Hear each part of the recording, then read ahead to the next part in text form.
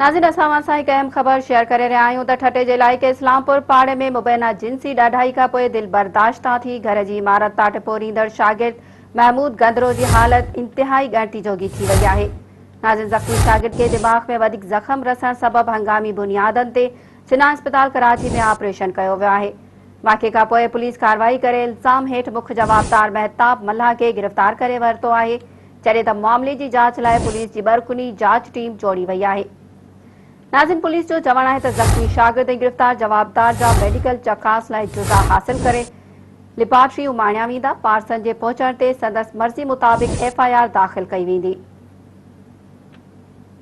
नाज़रीन हिकु भेरो ॿीहर अव्हांखे अपडेट करे रहिया आहियूं त ठटे जे इलाइक़े इस्लामपुर पाड़े में मुबैना जिन्सी ॾाढाई खां पोइ दिल बर्दाश्त थी घर जी इमारत तां टिपो ॾींदड़ शागिर्द महमूद गंदरो जी हालत इंतिहाई ॻणिती जोगी थी वई आहे। नाज़रीन ज़ख़्मी शागिर्द के दिमाग़ में वधीक ज़ख़म रसण सबबि हंगामी बुनियादनि ते जिना अस्पताल कराची में ऑपरेशन कयो वियो आहे।